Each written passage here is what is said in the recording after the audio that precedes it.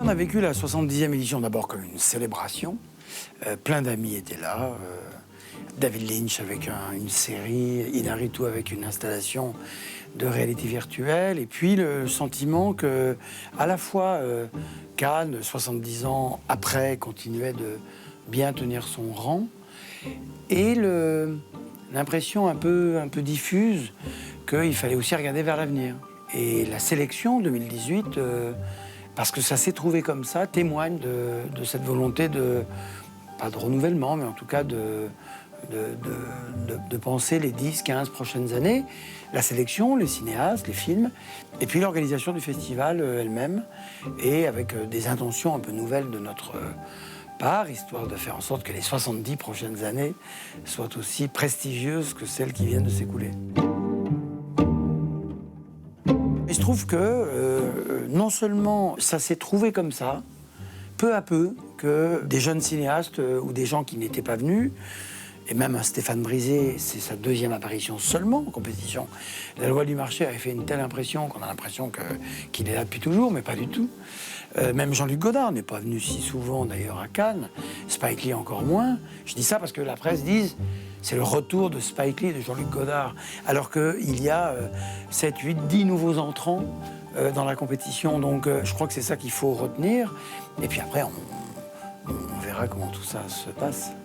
On n'a pas d'agenda quand on commence la sélection. On ne s'est pas dit cette année, pourquoi est-ce qu'on ne déciderait pas de renouveler la sélection? Il s'est trouvé qu'on a eu la possibilité de le faire, donc on l'a fait. Et en effet, on se prend à rebours des gens qui protestaient contre la présence de gens dont on considérait qu'ils étaient là souvent, et dont on s'étonne maintenant qu'ils ne soient pas là. Là encore, non, je pense que c'est un ensemble de choses, mais qui, pour revenir à ce qu'on se disait tout à l'heure, tombe bien pour la première année de cette nouvelle décennie. Il y a aussi, là, un désir de mettre des noms nouveaux sur la carte. Antoine Desrosières, par exemple, au Certain Regard, ou Eva Husson en compétition. Eva, on est à son deuxième film seulement, elle est déjà en compétition. Alors c'est assez risqué, hein, c'est assez audacieux. J'espère, je suis sûr que ça va très bien se passer. Après, d'autres cinéastes plus confirmés, à la fois comprennent pas de ne pas être sélectionnés, en même temps se rendent bien compte qu'ils ne peuvent pas l'être à chaque fois, systématiquement. Donc voilà, disons que oui, il y a un peu de passion chez les Français, une telle envie, une telle impatience que parfois la déception est plus forte que dans d'autres pays. C'est devenu une vraie sélection et c'est devenu véritablement une sorte de cinémathèque idéale, une sorte de championnat du monde des copies restaurées. Et cette année, oui, hommage à Jane Fonda, qui sera là avec un documentaire, hommage à Alice Guy, la première femme cinéaste, la secrétaire de Léon Gaumont, qui d'emblée a fait des films, et puis qui ensuite est partie aux États-Unis, quasiment inventant, pas elle toute seule, mais quand même ayant une part prépondérante pour l'invention de l'industrie américaine du cinéma, des copies restaurées de grands classiques, comme Le voleur de bicyclette, qu'on n'a jamais vu dans une très très belle copie. Là, c'est la Cinéteca de Bologne qui nous amène ça. Et puis, de plus en plus, des pays rares, ou des pays dont on ne savait pas qu'ils avaient des archives, viennent présenter aussi leur travail. C'est important parce que tout pays du monde a son chef-d'œuvre. Et on voit, et c'est heureux, des pays se préoccuper de sauvegarder ce cinéma-là. Et Cannes Classique est aussi là pour ça.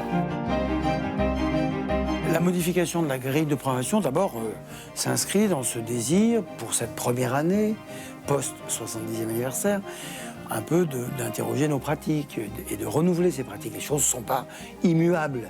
Sur une télévision, dans un magazine, un journal quotidien, de temps en temps, on refait la maquette. Mais nous, on a refait notre maquette. On n'est pas sûr que ça marche. Et ça n'est pas du tout comme ça, il a encore une fois été dit, quoi que ce soit de diriger contre la presse, qui est l'un des piliers fondamentaux de Cannes, de son histoire et de son avenir.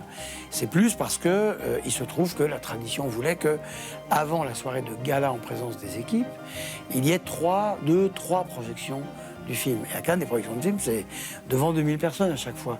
Donc ça veut dire que il y avait un bouche à oreille, il y avait quelque chose qui circulait sans que les artistes soient là pour... Donc on a décidé de mettre la projection d'artistes dès le début. Et puis après, en même temps la presse, et puis après les gens verront le film. Au Festival d'Avignon, on ne voit pas les pièces le matin, on voit les pièces tous ensemble le soir. C'est ce qui va se passer.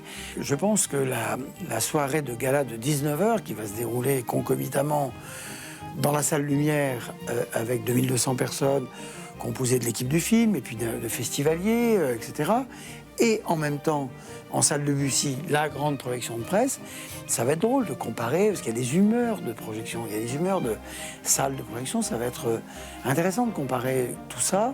Ça fait longtemps qu'on voulait faire cette réforme, consistant en effet, non pas à redonner du prestige à la soirée de gala, parce que du coup, évidemment, les gens disent « Ah bon ?» parce qu'elle n'en avait plus. Si, elle en avait toujours, mais c'est pour redonner un peu de suspense, redonner un peu de conversation. Et beaucoup de mes amis journalistes ne seront pas d'accord en m'entendant. N'empêche que, je pense, redonner également de la valeur à celui qui écrit. Même si c'est 24 heures plus tard, même si c'est 48 heures plus tard. Moi, je fais partie d'une génération, je peux attendre 2 jours pour lire un bon papier, et plutôt que lire des tweets à la volée, à la sortie d'une salle, pendant les génériques de fin, mais il y a des gens qui rentrent tranquillement à l'hôtel, qui laissent le film vivre un peu, et puis qui écrivent, qui réfléchissent.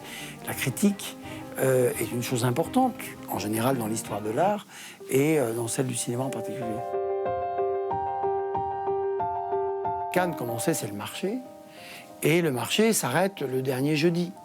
Donc soudainement, il y a une grande partie des gens du marché qui partent, c'est des milliers de personnes qui s'en vont, qui rentrent, parce que le salon est terminé. Eh bien, à ce moment-là, on va faire revenir quelques centaines, pour commencer, de jeunes gens venant de partout, géographiquement et pas seulement, des cinéphiles, par définition, mais pas forcément des gens qui travaillent dans le cinéma, pour que on leur ouvre nos portes, nos films, et qu'ils s'en souviennent, et que dans 20 ans, peut-être l'un d'entre eux dira « Je suis le directeur du Festival de Cannes, mais je me souviens que la première fois que je suis venu, c'est pas tout jeune. J'étais venu, comme moi, lorsque je venais de Lyon, en camionnette, je rentrais dormir sur les stations d'autoroute, mais j'étais là, j'étais à Cannes. »